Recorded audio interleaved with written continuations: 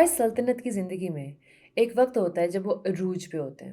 उन्हें पता होता है कि बस हम ही हम हैं।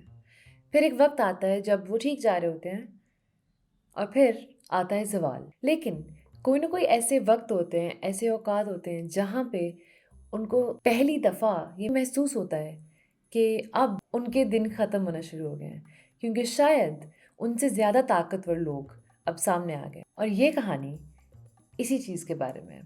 जिस सल्तनत की मैं बात कर रही हूँ वो है बाइजेंटाइन एम्पायर, और साथ ही साथ जो कि दूसरी सल्तनत आके खड़ी होती है उनके साथ, वो है सल्तनत उस्मानिया। तो बताऊंगी एग्जैक्टली कौन सा टाइम था वो जब बाइजेंटाइन एम्पायर को खुद इस चीज़ का एहसास होता है कि अब हमारे दिन ख़त्म। अस्सलाम वालेकुम, मेरा नाम है मिशा एंड खुश आमदीद टू तारीखी टेल्स। ऑल्सो अगर आपको मेरा चैनल पसंद है तो लाइक शेयर सब्सक्राइब ज़रूर कीजिएगा, और अगर आप चाहते हैं कि मैं ऐसा कंटेंट बनाती रहूं तो आप मेरे पेट्रियन पेज पे जाके वहाँ मेरी हेल्प कर सकते हैं टू मेक श्योर कि चैनल चलता रहे। ऑल्सो ये वीडियो ये वीडियो भी सल्तनत उस्मानिया की हिस्ट्री सीरीज़ का ही हिस्सा है, और अगर आप सल्तनत उस्मानिया के बारे में और वीडियोस देखना चाहते हैं तो उसका लिंक भी मैं आपको यहाँ देती हूँ और नीचे डिस्क्रिप्शन बॉक्स में भी होगा। हमेशा की तरह मेरे सारे रेफरेंसेस, सारे सोर्सेज डिस्क्रिप्शन बॉक्स में लिस्टेड होंगे। तो ये था मैप सल्तनत उस्मानिया का उस्मान की ज़िंदगी तक। उसने यनी शहर से लेके एस्की शहर तक फतह किया। यनी शहर यानी कि नया शहर, एस्की शहर यानी कि पुराना शहर, और इन दो जगहों के बीच में वाक़ था सोगद, जहाँ से इनका आगाज़ हुआ था। ठीक है।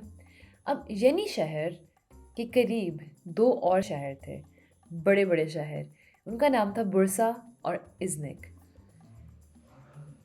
अब उस्मान अपनी ज़िंदगी में बुरसा और इज़निक दोनों को फतह करना चाहता था, लेकिन वो ऐसा नहीं कर पाया। और 1323 में और यहाँ 1324 में उस्मान की मौत वाक़ हो जाती है। अब उसके बाद उसका बेटा ओरहान सल्तनत उस्मानिया की गद्दी संभालता है। अब मैं इस वीडियो के एंड पे आपको एक और मैप दिखाऊंगी जो कि ओरहान की फतूहात होंगी, ताकि आप समझ सकें कि एक ही ज़िंदगी के अंदर, एक ही लाइफ टाइम के अंदर सल्तनत उस्मानिया कितनी तेज़ी से आगे बढ़ी। ठीक है, ये वीडियो के एंड पे। अभी पावर शिफ्ट समझने के लिए हमें ओरहान की फतूहात समझने की ज़रूरत है।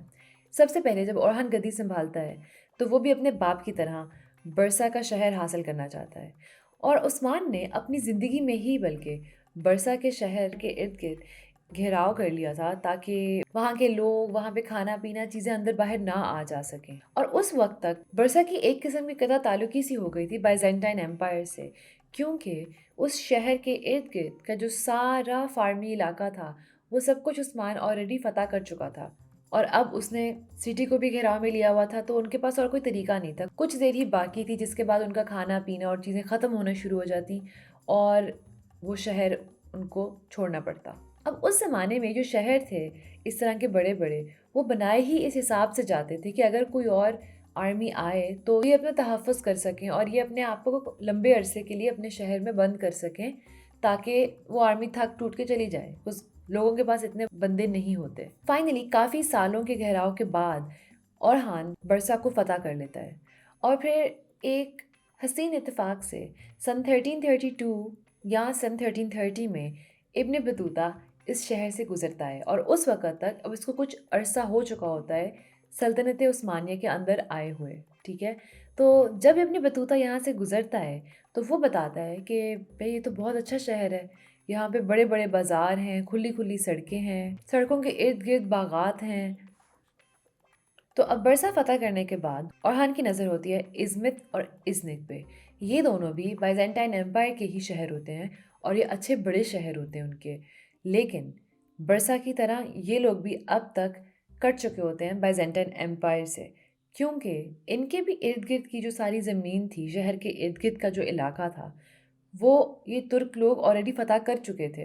तो अब सबसे पहले ओरहान चाहता है कि वो इज़्मित को हासिल करे। अब इस ताकत के तराजू के बदलने में एक बहुत बड़ा हाथ इस चीज़ का भी होता है कि ये जो बाइजेंटाइन एम्पायर होती है, ये इस वक्त तक काफ़ी कमज़ोर हो चुकी होती है। अपने अरूज से तो बहुत देर पहले ये लोग गुजर चुके हैं। ठीक है।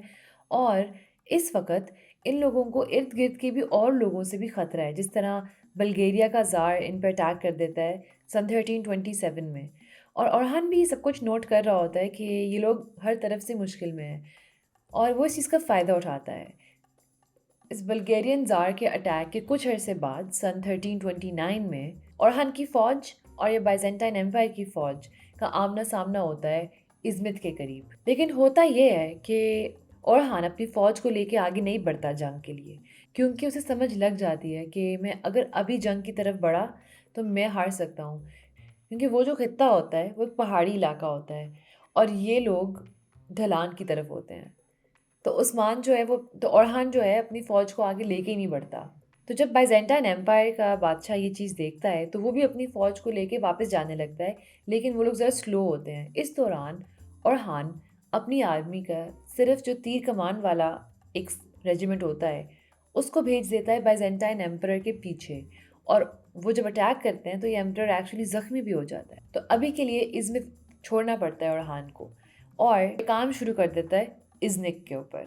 सो सन 1331 के अंदर इज़निक का शहर भी फतह कर लेती है ओरहान की फ़ौज, और इसको फतह करने के तकरीबन 6-7 महीने बाद यहाँ से भी इब्न बतूता गुजरता है। बहुत घूमा फिरा है वो इन जंगी हालातों में, उसने सोचा मैं हर जगह घूम के आऊँगा। ठीक है, तो जब इब्न बतूता इस शहर से गुजरता है तो वो एक्चुअली बताता है कि ये तो एक बंजर बेअबान शहर है इस वक्त, क्योंकि इतना लंबा घेराव किया होता है ओरहान की फ़ौज ने इस सिटी के गिर्द इतने सालों का कि अब बहुत सारे लोग, तकरीबन सारे लोग इज़निक के भाग चुके होते हैं कॉन्स्टेंटिनोपिया की तरफ।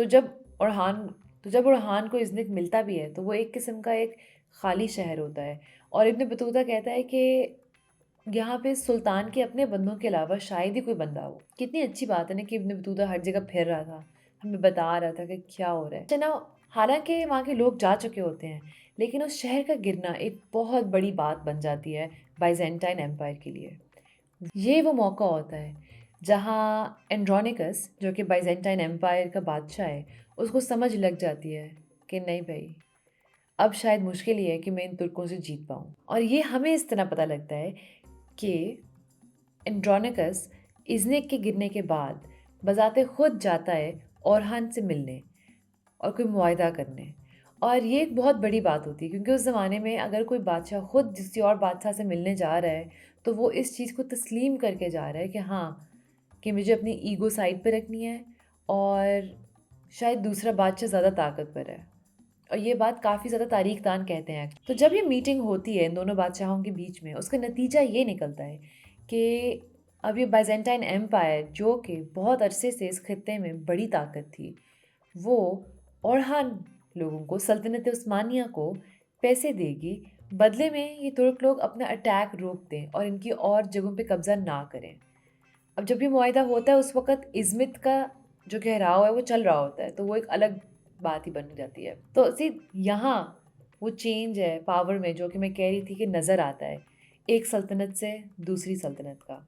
और एक और चीज़ जो काफ़ी तारीख़दान कहते हैं वो ये है कि ये बहुत बड़ी बात है कि सल्तनत उस्मानिया के पास इतने बंदे थे और वो इतनी ऑर्गेनाइज्ड थी कि वो इतनी लंबी लंबी देर तक इन शहरों का घेराव कर सकती थी।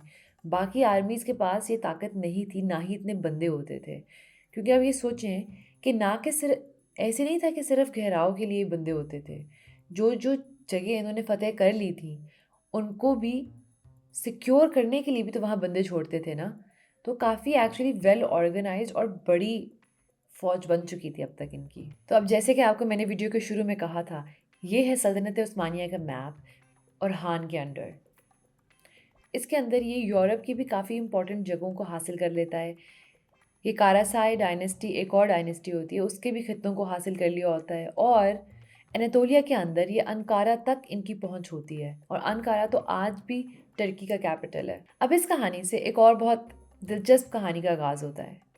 वो कहानी ये है कि ओरहान किस तरह ये यूरोप का जो खित्ता वो फ़तह करता है, वो किस तरह किया उसने, क्योंकि ये एक बहुत बड़ी बात थी। और ये कहानी काफ़ी दिलचस्प है, ये मैं आपको सुनाऊंगी अपनी अगली वीडियो में अगले हफ्ते। अगेन, अगर आपको वीडियो अच्छी लगी तो लाइक शेयर सब्सक्राइब ज़रूर कीजिएगा, एंड अगर आप चाहते हैं कि मैं वीडियोज़ बनाती रहूँ तो आप मेरे पेट्रियन पे भी जा सकते हैं। Thank you. अल्लाह हाफ़िज़।